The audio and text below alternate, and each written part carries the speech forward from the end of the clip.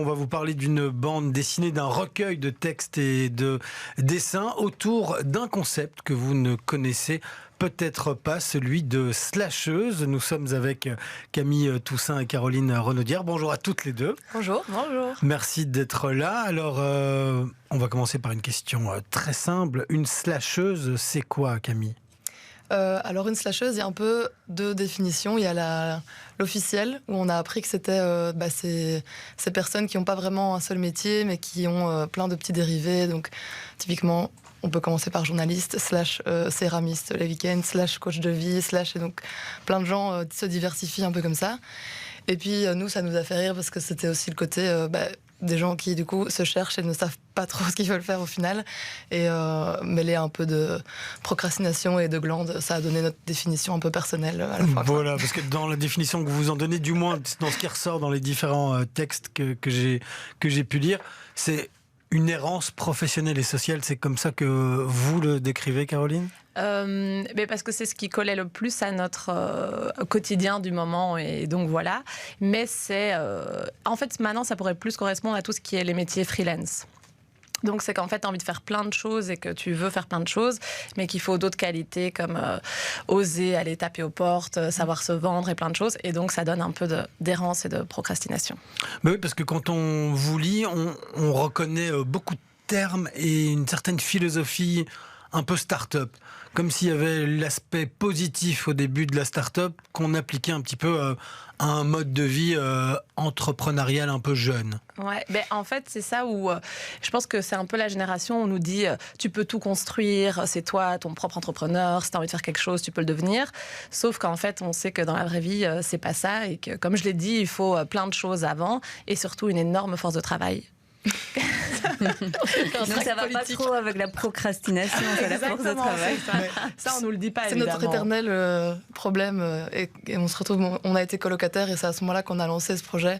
Ça se comprend très vite en vous lisant. Voilà. Vous avez été colocataire. On s'en parlait beaucoup de on a envie de faire ça, et puis on retombait dans notre travers et on finissait dans le canapé en se disant mince, on le fera, on l'a pas fait, et bref, ça on a fait une BD à la fin. Mais c'est vrai qu'il y a beaucoup d'aspects un petit peu contradictoires, et en préparant un petit peu cette interview, j'ai été voir votre compte Instagram. Merci. Est-ce que vous vous souvenez de votre tout premier post ou pas ? Bah oui, sur la page déjà il y a eu une panne d'électricité au moment de poster.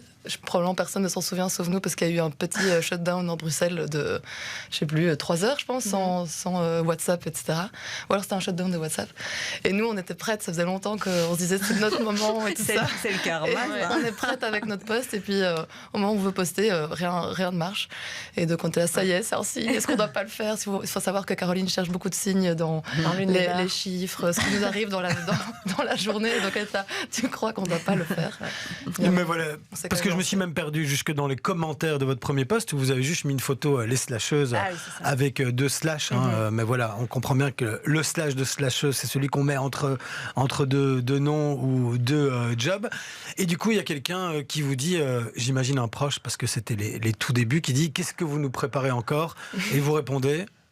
C'était qui ? Mais je sais. Vous répondez, on s'occupe. Ça nous va.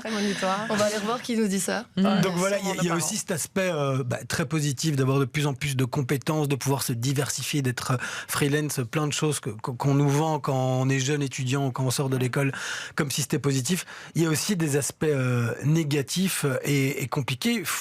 On comble du vide aussi parfois en cherchant des activités. Ah c'est sûr, et on a énormément de rendez-vous pour des potentiels projets, des cafés, des lunchs qui nous font nous sentir actifs, mais qui débouchent une fois sur 10 sur des projets concrets, soit parce que on a fait des strips et des textes là-dessus, mais parce qu'au final les gens qui nous...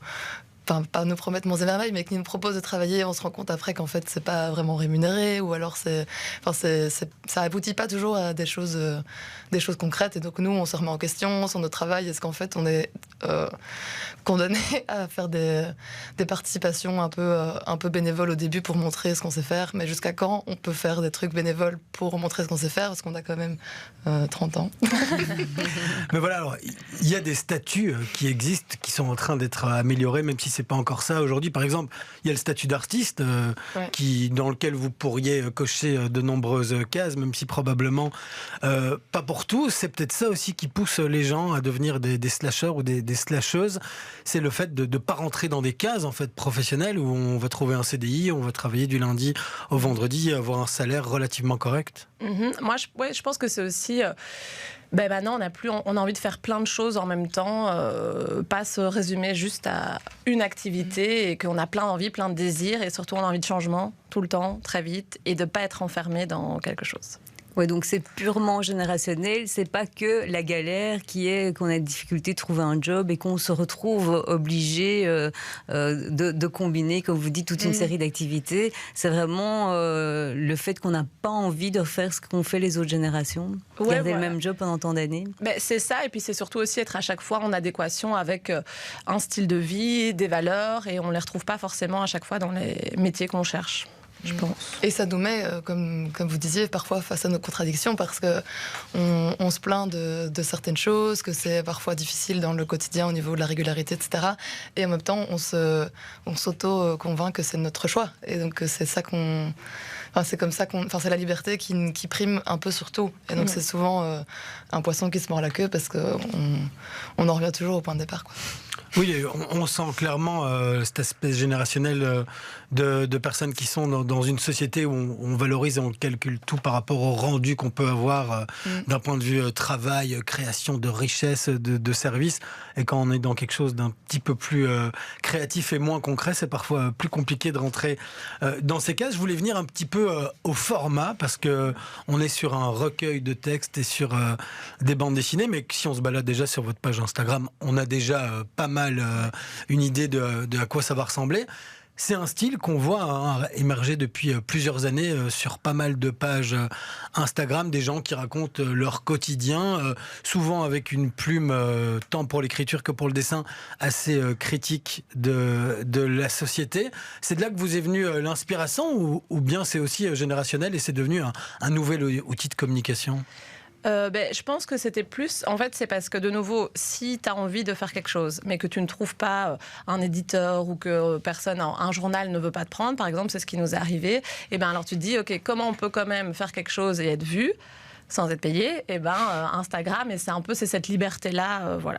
Après, moi, j'étais pas sur Instagram, je tiens à le dire, et je ne jurais que par faire un blog. Back to 2010. Oui, voilà, et on m'a dit que ça ne se faisait plus. Les skyblogs vont être démantelés, comme ça. Donc, c'est vrai que grâce à Instagram, tout le monde a pu le voir, et c'est aussi un format très libre où on a 10 cases, donc Camille peut vraiment se faire plaisir en dessinant, et en même temps, c'est des contraintes parfois. Et puis moi, à l'écriture, je peux aussi m'amuser. Donc voilà, c'était un peu pour la liberté du format, quoi. Oui, et c'est des formats qui se partagent par définition assez facilement, qui permettent aussi d'écrire plein de petites histoires en 10 cases maximum. C'est aussi un exercice différent. Ouais, c'est un exercice différent. Et nous, à la toute base, vu qu'on a étudié ensemble, ce qu'on voulait vraiment faire, c'est un long format plus tard. Donc là, c'est un peu un entraînement de se dire comment on doit faire une histoire concise en 10 cases max qui tiennent la route. Et donc voilà, pour voir si après on peut le faire en plus long format, quoi. Voilà, on a beaucoup parlé d'aspect générationnel.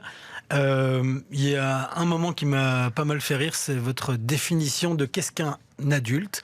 Parce qu'à partir du moment où on devient un adulte, c'est peut-être là qu'on arrête d'être un slasher et qu'on choisit un vrai travail. Alors je voulais vous demander à chacune, on peut peut-être commencer par vous Camille, votre définition d'un adulte, s'il y a un point qu'il faut retenir. Vous avez une liste, vous en cochez 3 je pense dans la BD. Mais après on ne dit pas qui a coché les cases de voilà. Je sais qu'on parle de café, on boit beaucoup de café, qu'on voit des psys. On a vu beaucoup de psy et des choses un peu plus périles qu'on ne citera pas, mais oui, en fait cette histoire-là a fait quand même. C'est celle, je pense, que le plus de gens ont vu et partagé et rigolé encore maintenant quand nos amis la relisent. Ils nous renvoient souvent cette liste de choses à cocher en disant « Chouette, j'en ai que 2 sur 20, donc je ne suis pas encore tout à fait adulte, merci pour ça. » Et il en faut combien sur 20 pour être adulte ? Je ne sais plus combien on a mis. Je ne sais plus ce qu'on avait mis, mais après, comme on a dit, si tu te sens adulte, voilà, tu es adulte, mais je pense que nous, on ne l'est pas encore. On a conclu en disant « adulte, celui qui dit qu'il l'est. » Bon, je vous en citez une quand même, moi, celle qui m'a fait rire et peut-être qu'elle me parle aussi. On est adulte quand on sait ce que ça veut dire avoir du brûlant. Voilà, c'est là qu'on grandit, Quand je parlais des choses moins Des choses plus puériles, c'était par exemple ça. Bon, et pour revenir encore un petit peu tout de même sur le contenu et la forme que prend ce recueil de textes et de dessins, c'est un petit peu une ligne du temps, c'est votre ligne du temps, j'imagine, de ces 2 années où vous étiez ensemble sur ce sofa Bordeaux, parce que c'est très important, c'est un des 3 personnages principaux.